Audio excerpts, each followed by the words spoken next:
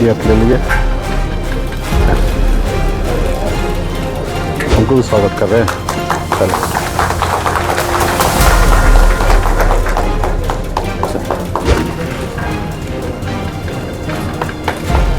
शुरू पकड़ लो।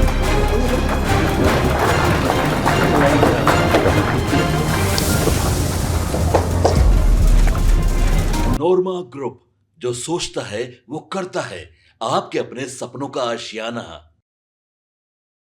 2025 के बिहार विधानसभा चुनाव की तैयारियां चाहे जिस दल ने जिस तरह से भी शुरू कर दिया हो या जिस गठबंधन ने जिस तरह से अपनी तैयारी शुरू की हो, लेकिन मुकेश सहनी कुछ अलग ही अंदाज में अपनी तैयारी कर रहे हैं। लगातार आपने देखा होगा कि बिहार का भ्रमण कर रहे हैं। तो वहीं आपको बता दें कि हर आए दूसरे दिन कोई ना कोई उनकी पार्टी में ज्वाइन कर रहा है और ज्वाइन करने वाला बड़ा ही कहा जाए तो प्रभावशाली व्यक्तित्व हो रहा है।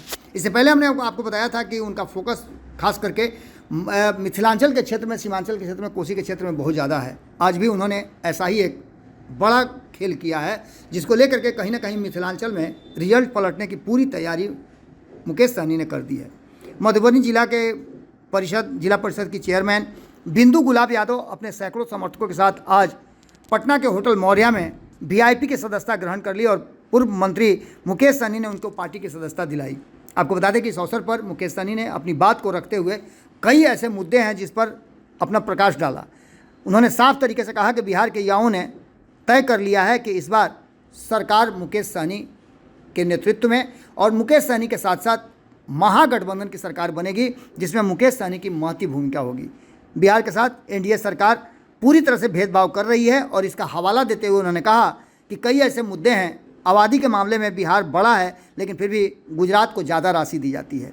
बिहार प्रगति के पथ पर आगे बढ़े, इसके लिए ये ज़रूर करना होगा कि केंद्र से बेहतर सामंजस्य बिठाने की ज़रूरत तो है ही, लेकिन बिहार को सोचना भी पड़ेगा। बिहार में रोजगार और अन्य चीज़ों की व्यवस्था करनी होगी जिससे कि पलायन रुके।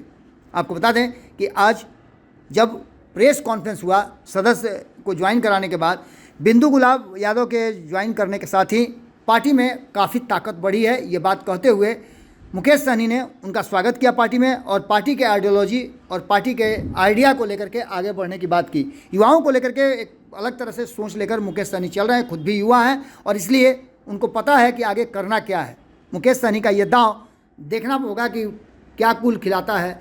सहनी ने एक बड़ा दांव जरूर खेला है और तेजस्वी यादव, लालू यादव अब क्या करेंगे इसके बाद अब देखना बड़ा दिलचस्प होगा, क्योंकि मिथिलांचल में तो कहीं ना कहीं एक बार फिर से अपना सत्ता स्थापित करने का, अपना सिक्का जमाने के लिए मुकेश सहनी ने बड़ा दाव खेला है। सुनिए क्या कहा मुकेश सहनी ने जब वो सदस्यता का प्रमाण पत्र दे रहे थे, रसीद दे रहे थे बिंदु गुलाब यादव को। आपको बता दें कि इसके बाद अब एक और बड़ा गेम प्लान जो है वो मिथिलांचल क्षेत्र में रच दिया है मुकेश सहनी ने। सुनिए क्या कह रहे हैं। बहुत बहुत धन्यवाद।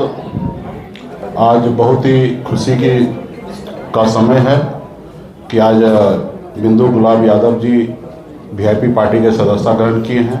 आज मिलन समारोह है और हम अपनी तरफ से पार्टी के सभी नेतागण के तरफ से इनको शुभकामना देते हैं, बधाई देते हैं कि आपने VIP पार्टी को दामन थामा है। VIP पार्टी परिवार में आप आए हैं, VIP पार्टी पे आपने भरोसा किया है, इसके लिए तहे दिल से आपको धन्यवाद देता हूं।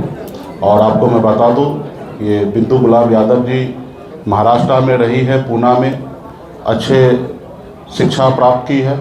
उसके बाद पिछले कुछ सालों से बिहार में एक्टिवली समाज सेवा कर रही है और अभी जिला परिषद चेयरमैन मधुबनी जिला के हैं और काफ़ी एक्टिवली जो पद मिला है उस पद के अनुकूल वो काम कर रही है और आज VIP पार्टी में शामिल हुई है। और मैं इनके बारे में 2024 में भी जब हमें झंझारपुर में चुनाव लड़ने का पार्टी को मौका मिला तो इनके नाम को लेके हमने सर्वे किया था और उस समय में 80% लोगों का अप्रोच था, इनके पक्ष में वोटिंग हुआ कि इनको कैंडिडेट बनाया जाए। लेकिन हम लोगों ने उस समय में कुछ अलग समीकरण समझकर हम लोगों ने निर्णय लिया। मुझे लगता है कि वो निर्णय अगर जनता के साथ अगर हम जाते तो मुझे लगता कि एक सांसद हमें उसी समय में हमारे प्राप्त हो जाता। तो खैर क्या पशुपति पारस आ रहे हैं? देखिए, इसका निर्णय तो हमारे कोऑर्डिनेशन कमेटी के अध्यक्ष हैं तेजस्वी प्रसाद यादव जी, छोटे भाई, उनको ही निर्णय लेना है। लेकिन हम लोग चाहेंगे कि हमारी लड़ाई में सामाजिक न्याय को मजबूती देने वाले जो भी योद्धा हम लोग साथ आए, साथ चलना चाहें तो निश्चित तौर पर वो साथ चले, लेकिन महागठबंधन का अपना एक कंडीशन है, उसी अनुकूल सबको चलना होगा। 243 सीट है, सभी के पास अपना अपना जनाधार है, ताकत है, उसी अनुकूल वो हमारे साथ अगर मिलकर एडजस्टमेंट होकर चलना चाहेंगे तो ऐसे लोगों को हम लोग साथ लेंगे जो मोदी जी को, नीतीश जी को जो जवाब दे सके। ऐसे लोगों को हम लोग ज़रूर बिहार में हम लोग चाहेंगे कि आएँ। आज देखिए कि बिहार में किस तरीके से भेदभाव हो रहा है। आपको मैं एक आंकड़ा मैं बताना चाहूँगा कि बिहार की आबादी तकरीबन 12 करोड़ से अधिक है और गुजरात का आबादी जो है 6 करोड़ के से अधिक है। और पिछले 10 सालों में बिहार को सिर्फ खेल के माध्यम में 350 करोड़ रुपये मिला है। उसी जगह पे अगर देखिएगा गुजरात को तो 3000 करोड़ से अधिक पैसा मिला है, यानी कि 10 गुना ज़्यादा बिहार से पैसा गुजरात को मिला है। और जबकि हमारी आबादी गुजरात के अनुकूल डबल है। और उसके बाद भी अगर देखा जाए तो पिछले 15 सालों में, 10 सालों में हमारे बिहार के युवा ने 36 मेडल प्राप्त किया है, जिसमें 7 गोल्ड मेडल प्राप्त किया है। और इसी जगह अगर गुजरात को देखिएगा तो 13 मेडल ही उन्होंने प्राप्त किया है। हम इस मामले में भी गुजरात से डबल से अधिक हम मेडल प्राप्त करते हैं। हमारे बिहार के युवा जो है मेडल प्राप्त करते हैं, लेकिन बिहार को खेल के माध्यम में कितना पीछे ढकेला जाता है ये आपको सोचने की बात है। इसलिए मैं कहूँगा कि मोदी जी का जो झूठा नारा है कि रुकेगा नहीं और बिहार का विकास रुकेगा नहीं, हमको कहना चाहेंगे कि मोदी जी अपना नारा को बदल लीजिए, या न तो बिहार के लिए जो मैं अभी सवाल खड़ा किया हूँ उसका जवाब दीजिए। अगली बार जब बिहार आए तो बिहार में आपको मैं स्वागत करता हूँ कि बिहार आइए, लेकिन जो मैं अभी सवाल खड़ा किया हूँ, क्या पिछले 10 सालों में गुजरात को आपने कितना रुपया दिया है, बिहार को कितना रुपया दिया है, गुजरात के लोगों ने कितना मेडल प्राप्त किया, बिहार के लोगों ने कितना मेडल प्राप्त किया, इसकी जानकारी आप बिहार को दीजिए। तब आप बताइए कि डबल इंजन की सरकार बिहार हम लोग काम कर रहे हैं। तो इसलिए आने वाले समय में इसी तरीके से बिहार में हर तरह से हम लोग पीछे जा रहे हैं। आज हमारी गरीबी दर 2014 में 33% था, वो बढ़कर 37% हो गया है। ये भारत सरकार का आंकड़ा है। वही गुजरात 16% गरीबी दर था, वो घट के 9% हो गया। यानी कि दिख रहा है कि आप गुजरात में विकास कर रहे हैं। डबल इंजन का सरकार का काम गुजरात में दिख रहा है, गुजरात के लोगों को लाभ दिख रहा है। 50,000 करोड़ का, लाख करोड़ का बुलेट ट्रेन गुजरात को मिल रहा है। हमें एतराज़ नहीं है कि गुजरात को क्यों मिल रहा है। गुजरात को अगर मिल रहा है तो निश्चित तौर पर हमको भी मिलना चाहिए। यही हम भारत सरकार से हमेशा उम्मीद करते हैं। लेकिन आप यहाँ से 40 में से 39 सांसद बना लेते हैं, 40 में से 30 सांसद बना लेते हैं, 40 में से 32 सांसद आप बना लेते हैं, लेकिन बिहार को मिलता क्या है। तो मैं बिहार के जितने भी साथी वोटर से सबसे मैं आग्रह करूंगा कि इस विषय पर आपको विचार करना है। और आपका अगर तकलीफ जो है, आपके अपने भाई, आपके बिहारी आपके लिए लड़ाई लड़ सकता है, कोई गुजरात के लोग आपके लिए लड़ाई नहीं लड़ेगा। सिर्फ मैं तो गुजरात को लड़ाई लड़ने के लिए दूर की बात है, मैं गुजरात के लोग को कहना चाहता हूँ, प्रधानमंत्री जी को, कि मेरे सवाल का जवाब आप खाली बिहार में आकर दे दीजिए। विकास तो करना दूर की बात है, हमें उम्मीद बिल्कुल ही नहीं है कि आप बिहार के लिए कुछ कीजिएगा। हमें इतना पता है कि अगर बिहार तरक्की कर लेगा तो बिहार का लेबर जो है वो गुजरात में नहीं जाएगा या अन्य प्रदेश में नहीं जाएगा। और जब अन्य प्रदेश, अन्य राज्य में नहीं जाते हैं तो बिहार के लेबर तो दूसरे राज्य का जो है फैक्ट्री बंद हो जाएगा। तो आपको मालूम है कि बिहार, दूसरे देश का अगर तरक्की होता है तो बिहार का लेबर ही दूसरे देश राज्य में जाके तरक्की कर पाती है। तो इसलिए हमें पता है कि आप बिहार को विकास की ओर नहीं लेके जाएंगे, लेकिन बिहार के युवा, बिहार के लोगों ने, हम लोगों ने ठान लिया है कि बिहार को आगे लेके जाएंगे। मैं भी एक गरीब परिवार में जन्म लिया, मुंबई जैसे शहर में 900 रुपये महीने पे नौकरी करके मुंबई में अपनी पहुंचा है। मैं जिला परिषद की अध्यक्ष 2022 से हूँ मधुबनी जिला में। मधुबनी जिला बिहार में सबसे सेकंड लार्जेस्ट डिस्ट्रिक्ट है। काफी संख्या में मुझे कोऑर्डिनेट करने के लिए मिलता है सभी त्रिस्तरीय पंचायती राज जनप्रतिनिधियों से। मैं समझती हूँ कि वार्ड सदस्य महोदय आखिरी कड़ी नहीं, सबसे पहली कड़ी होती है, क्योंकि सबसे पहले अगर हमको किसी को रीच करना है तो वार्ड सदस्य महोदय ही है जो हर एक घर तक, हर एक टोले, हर एक बस्ती में हर एक को पहचानते हैं। तो अगर वार्ड सदस्य बनना जितना लोगों को लगता है आसान है, मैं समझती हूँ उतना ही टफ है। वैसे ही राजनीति में बड़ी पार्टियां आप देखिएगा ऑलरेडी स्टैब्लिश्ड है, लोग वहां पे ऑलरेडी जुड़े हुए हैं।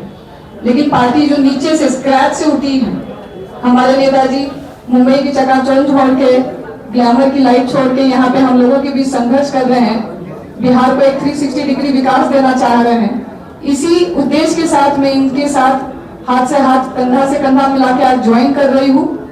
फुल क्लीन हार्ट के साथ, बहुत सारे एक्सपेक्टेशंस के साथ, बहुत सारे हाई होप्स के साथ और एज अ टीम, पूरी वीआईपी की टीम, हम सब लोग मिलके एक विकसित बिहार की ओर कदम बढ़ा रहे हैं। आप लोगों का समर्थन चाहिए, आशीर्वाद चाहिए। मीडिया के माध्यम से मैं सभी से रिक्वेस्ट करना चाहती हूँ, प्रे करना चाहती हूँ कि प्लीज हम लोगों को सपोर्ट करें। हम लोगों का जो विजन है हर एक व्यक्ति तक पहुंचाए आप लोग मीडिया के माध्यम से।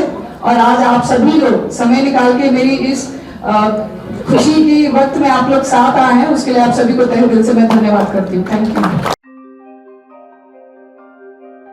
आपके सपनों को हमने सजाया है, ई होम्स पैनोरामा को हमने बनाया है। ई होम्स मेरा एक सपना था जिसपे मैं पिछले 4 साल से काम कर रहा था। हमने जो बनाया है वो सबने है माना।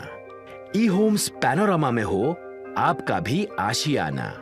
और फाइनली हमने 2021 में इस प्रोजेक्ट को लॉन्च किया। बहुत लोग अप्रिशिएट कर रहे हैं कि पूर्णिया जैसे शहर में, बिहार के, एक तो बिहार की बात करें उसमें भी पूर्णिया जैसे छोटे जगह में इस तरह का लाइफस्टाइल देना, ये सुन के हम लोगों को बहुत अच्छा लगता है। ई होम्स में हमने कुछ और भी किया है, जैसे हम जिस जगह में रह रहे हैं हमारे फैमिली सिक्योर हो, उनको सिक्योरिटी का ध्यान में रखा है। आपकी सुविधा और सुरक्षा आपके लिए खास है, ये आपका विश्वास है। इसमें आर्टिफिशियल इंटेलिजेंस का 7 लेयर सिक्योरिटी का हमने इस्तेमाल किया है। लस ग्रीन कैंपस को बनाया है। यदि हमारा बाउंड्री वाल है तो वो वर्टिकल गार्डन है। ये जितनी भी फैसिलिटी होता है एक इंटरनेशनल टाउनशिप में ई होम्स है, ये हम लोग विश्वास नहीं कर पा रहे हैं। जो भी हमारे मित्र दोस्त या जो भी हमारे बाहर के बाहर आते हैं तो हम लोगों को बहुत अच्छा सुनने को मिलता है और बहुत अच्छा क्रेडिट मिल रहा है। वो सारा हमने सिर्फ एक बिल्डिंग नहीं बनाया, हमें एक बहुत अच्छा लाइफस्टाइल दिया ई होम्स में। और मेरा एक सपना था जिसको मैं आज फुलफिल होते हुए देख पा रहा हूँ। ये आपका आवास है। ई होम्स पैनोरामा में अब आपका निवास है। E Homes Panorama, luxurious lifestyle redefined. Panorama Group, जो सोचता है वो करता है। अगर ये वीडियो पसंद आई और वह बिहार के राजनीति और बिहारियत से सरोकार रखेनी तो सब्सक्राइब बटन दबा के चैनल के सब्सक्राइब कर ली। ओजे एगो घंटी बा, ओकरा बटन दबा देला से कुल सटीक और मारक खबर रुआ मुफ्त में मिल जाई। अगर रुआ पत्रकारिता के हमनी के नया प्रयोग में सहयोग कर चाहतानी तो ज्वाइन बटन दबा दी। पेटीएम नंबर नोट कर ली 9386 816 700।